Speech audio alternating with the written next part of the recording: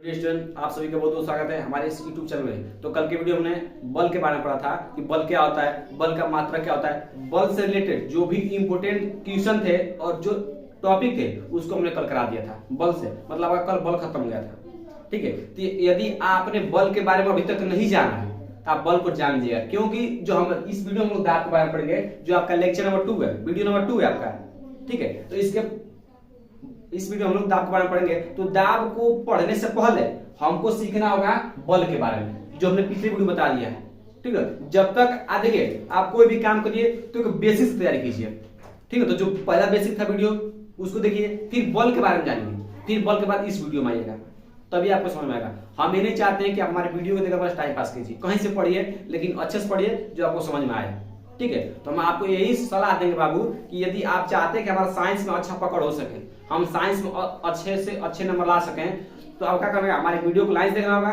और जाकर पहले आप बल के बारे में जानिए, तब इस वीडियो देखिएगा, बिल्कुल समझ में आ जाएगा, ठीक है। चलिए वीडियो की स्टार्ट करते हैं और आपको हम इस वीडियो में दाब के बारे में पढ़ाएंगे, ठीक है, और वायुमंडलीय दाब पढ़ेंगे। इस वीडियो में हम लोग 2 टॉपिक पढ़ेंगे, पहला दाब और दूसरा वायुमंडलीय दाब, ठीक है। इसमें 2 टॉपिक हम कवर करेंगे, ठीक है। तो चलिए जानते हैं कि दाब क्या होता है। दाब क्या होता है? दाब मतलब वो वाला दाब नहीं जो घर पे काटा जाता है, वो दाब नहीं, ये दाब है, दाब जिसे इंग्लिश में बोलते हैं प्रेशर, ठीक ना। इसको हम पी से डिनोट करते हैं, पी से, ठीक है। देखिएगा कहेंगे सर डिनोट मतलब क्या दर्शाता है, ठीक ना। जैसे मान लीजिए किस कोई भी अक्षर हो ना, कोई भी नेम हो, जैसे आपका मान लीजिए कोई भी नाम हो, तो आप उसको क्या लिख देते हैं, शॉर्टकट में कुछ लिख देते हैं, यस के, यम के, यन के, कुछ लिख देते हैं ना। जैसे आपका मान नाम हो नीतीश कुमार, तो आप यन के लिख देते हैं, आपका मान नाम अमन यादव, तो ए वाई लिख देते नहीं लिख देते हैं, हाँ। तो उसी तरह ये जो दाब का जो मीनिंग होता है उसको बोलते हैं इंग्लिश में प्रेशर।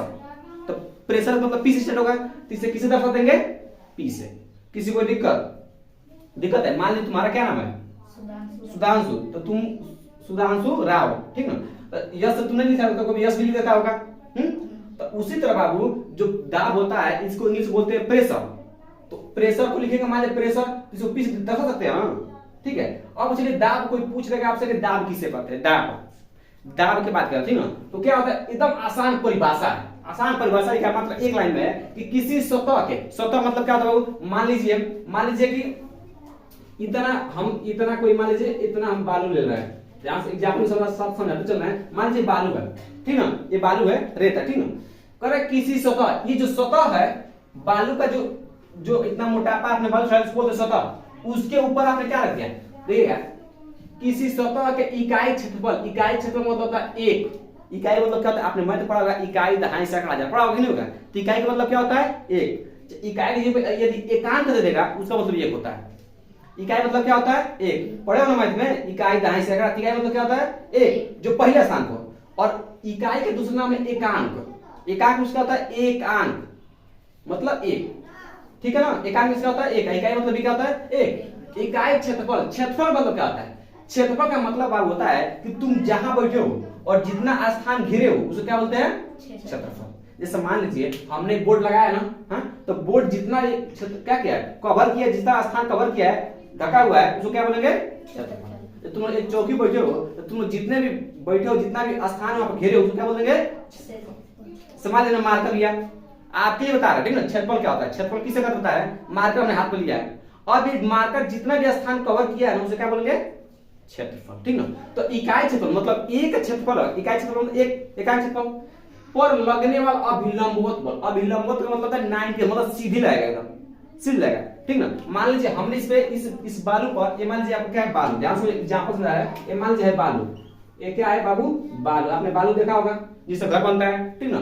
तो बालू इस पर मैंने रख दिया, कोई छोटी सी कील लग दिया, कील, मान लीजिए आपने कील रख दिया, अच्छा कील अभी छोड़िए, हमने एक ईंट रख दिया, इस तरह ईंट रख दिया, एक क्या रख दिया बाबू, ईंट रख दिया, ईंट, ठीक ना। हमने इस पर क्या रख दिया, ईंट, ठीक ना। तो बताइए ईंट रख दिया, अब क्या कर रहा है कि अभिलंबवत बल को दाब कहते हैं, मतलब जो ईंट इस बालू पर जो लंबवत बल लगाएगा, मतलब जो इसके ऊपर जो प्रेशर लगा रहा है, बल लगा रहा है, उसे क्या बोलेंगे, दाब कहते हैं। अभिलंबवत मतलब एकदम सीधा 90 अंश, आपने मैथ पढ़ा था अभिलंब, ठीक ना, अभिलंब, ठीक ना, नहीं पढ़ेगा तो 9th क्लास पढ़ेंगे अभिलंब, ठीक ना। अभिलंबवत मतलब होता है 90 अंश, सीधी जो बल दाब लगेगा इस तरह, जो इस तरह लग जाएगा इस तरह, उसको क्या बोलेंगे, दाब कहते हैं।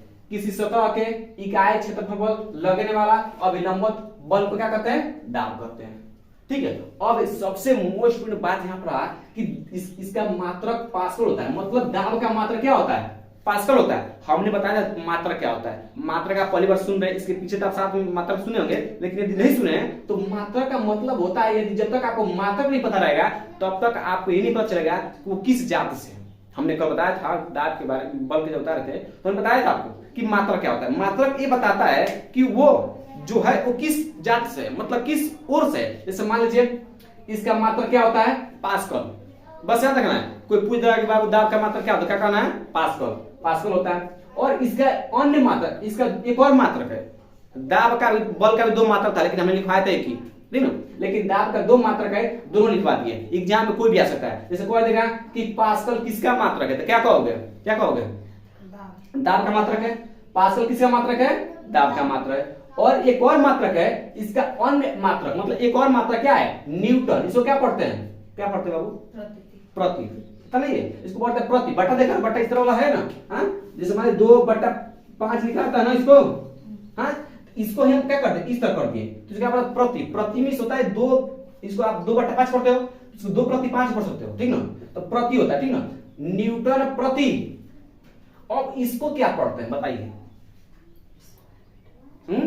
Metre square, metre square. बोलिए आप लोग बताइए कि न्यूटन प्रति, इसको क्या पढ़ेंगे, मीटर स्क्वायर आकि स्क्वायर मीटर, सब लोग तो ये बोलो स्क्वायर मीटर। बताइए। हाँ, ये मोस्ट इंपोर्टेंट बात है बाबू, हम लोग हमेशा गलती करते हैं, हमेशा गलती करते हैं कि न्यूटन प्रति मीटर स्क्वायर होता है आकि स्क्वायर मीटर होता है। मतलब स्क्वायर मतलब हिंदी में क्या बोलते हैं, वर्ग, ठीक ना। तो न्यूटन प्रति वर्ग मीटर होता है आकि मीटर वर्ग होता है, क्या होता है, बोलो, वर्ग मीटर होता है। बहुत अच्छा, देखिएगा अधिकतर हम गलती करते नहीं करते, क्या बोलते हैं, मीटर वर्ग पढ़ते हैं ना, इसको मीटर से क्या पढ़ते हैं, वर्ग। ऐसा नहीं, इसको हम पहले बोलते हैं, इसको क्या बोलते हैं, बाद में बोलते हैं। अरे कपड़ा पर चढ़ा है तो इसको कपड़ा से उतारेंगे ना, तब ना हमको आराम मिलेगा। तो कपार पर चढ़ा है तो पहले इसको उतार लेंगे, उसके बाद किसको उतारेंगे, इसको उतारेंगे। तो क्या कहेंगे, अन्य मतलब क्या हो गया, न्यूटन प्रति वर्ग मीटर भी होता है। दो मात्रक हो गया ना, कितना मात्रक हो गया, दो। अरे गांव में हम लोग का भी दो नाम होता है, लोग बड़ी प्रिय से नाम रखते हैं। उसी तरह दाब का कितना मात्रक है, दो। पहला हो क्या वो पास्कल, दूसरा क्या है, न्यूटन प्रति वर्ग मीटर भी होता है, मतलब मात्रक दो होता है, ठीक है। अब दाब का सूत्र, सूत्र में तो हल्का मचाएगा, आग लगाएगा ना, सूत्रों में आग लगाएगा। अब इससे न्यूमेरिकल आता है, प्रश्न आता है एग्जाम में आपके, और आपके बुक में दिया है पीछे, अब भी जाओ, अब भी लगा के आओ, अब भी लगा के आओ, इस सूत्र जानकर। दाब का सूत्र क्या होता है बाबू, दाब इक्वल क्या होता है, बल बटा क्या, क्षेत्रफल। बोलिए ना, कोई दिक्कत है कौन दिक्कत, और सूत्र याद रखिएगा ना, और सूत्र का लाइव वर्क काम करता है। आप 9th क्लास में जाएंगे, 10th क्लास में जाएंगे, किसी भी क्लास में जाएंगे तो दाब आपको छोड़ेगा, हमेशा दबा के रखेगा, ठीक है। तो दाब का मात्र, दाब का सूत्र क्या होगा बाबू, बल बटा, इसी पर प्रश्न लाएंगे, कैसे लाएंगे वो भी बता देंगे, ठीक है। इतना हो गया ना। अब चलिए दाब का याद करने एक ट्रिक बताए थे अपने बच्चों को कि दाब का एक ट्रिक कैसे, दाब का मात्रक पास्कल कैसे याद रखेंगे। तो मान लीजिए दाब से दबाव, मान लीजिए आप किसी कोई भी वस्तु को आप दबा रहे हैं तो पचेगा नहीं पचेगा। मान लीजिए आपके पास कोई डिब्बा है, उसको आप दबा रहे हैं तो पचेगा ना। तो 10 से दबाव, प से पचकल मतलब पास्कल। ध्यान से ठीक समझिएगा कि 10 से दबाव मतलब दाबो, और प से क्या गए, पचक, तो दाब का मतलब क्या हो गया, पास्कल, ठीक है। 10 से दबाव और प से पचकल मतलब पास्कल, याद करने का ट्रिक है, ठीक ना।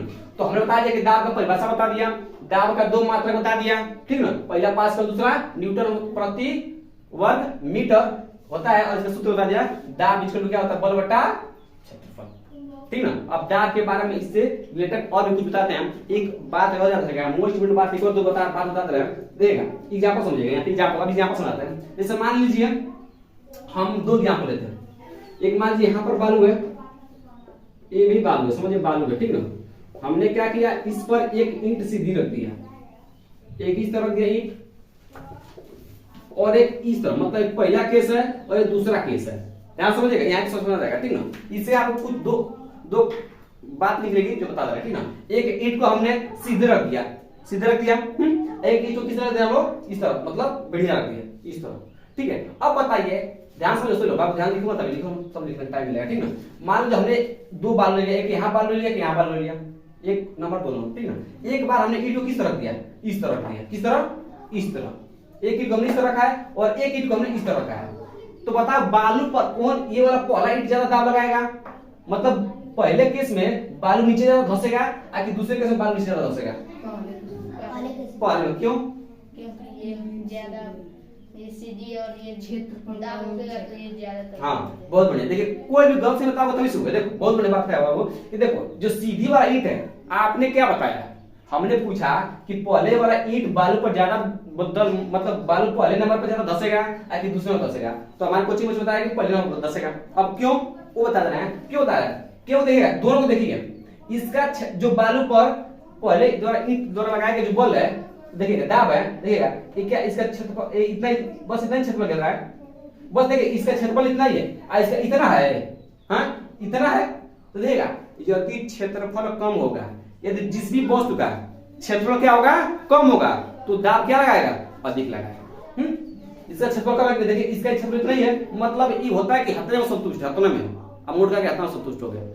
तो यही बात कहने का मतलब है बाबू कि मान लीजिए जिसका क्षेत्रफल कम होगा वो दाब क्या लगाएगा, अधिक, क्या लगाएगा, अधिक। और जिसका क्षेत्रफल ज्यादा वो क्या लगाएगा, बल कम लगाएगा। आपने बहुत बड़ा अनुभव किया होगा कि आप मान लीजिए आप किसी वस्तु को छेड़ते हैं, उसको क्या करते हैं, छिद्र करते हैं, तो आप नुकीलों का ज्यादा उपयोग करते हैं ना, करते हैं नहीं करते हैं, बोलिए नुकीला क्यों करते हैं? अच्छा बताओ, चलो हम लोग देखते हैं कि ब्लेड होता है, ब्लेड होता है ना, ब्लेड आप लोग ब्लेड से ही क्यों नाखून काटते हो?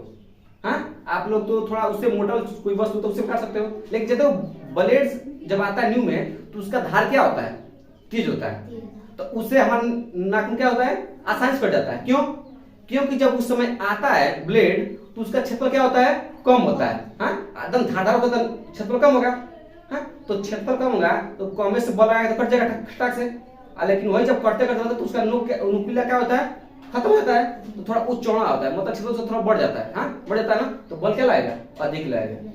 होता है कि नहीं होता है? तो बस आपने देखिएगा, ठीक ना, कि जो आप देखिएगा। और चलिए उदाहरण, दो उदाहरण हो गया ना, अब एक और उदाहरण है। मान लीजिए इस पर आपने एक कांटी रखा, एक इस पर एक आपने क्या रखा, इस पर कांटी रखा, इस पहले बालू पर आपने कांटी रखा और दूसरे नंबर पर आपने एक सुई रखा, तो कौन जल्दी धंस जाएगा, कांटी या कि सुई? पहले आपने कांटी रखा, कांटी पहले क्या रखा आपने, कांटी रखा, और दूसरे को आपने क्या रख दिया, सुई रख दिया, तो कौन जल्दी धंस जाएगा बालू में? कौन धंसेगा जी? सुई। क्यों?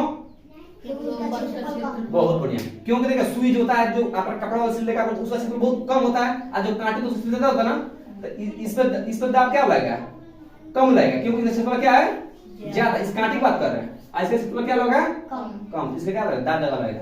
बात क्लियर? तो मतलब हमसे इसके दो कंक्लूजन निकलता है बाबू कि यदि क्षेत्रफल अधिक तो दाब क्या, दाब क्या, देखिएगा क्षेत्रफल ज्यादा है तो दाब क्या होगा, कम लगेगा, और क्षेत्रफल कम तो दाब ज्यादा, बोलिए ज्यादा। बहुत अच्छा, ठीक है। तो दाब के बारे में बस नहीं था, दाब के बारे में हमको आशा करते हैं पूरा समझ में गए। अब चलिए हम आगे वायुमंडलीय दाब के बारे में पढ़ते हैं, ठीक है। कितना मिनट हुआ है?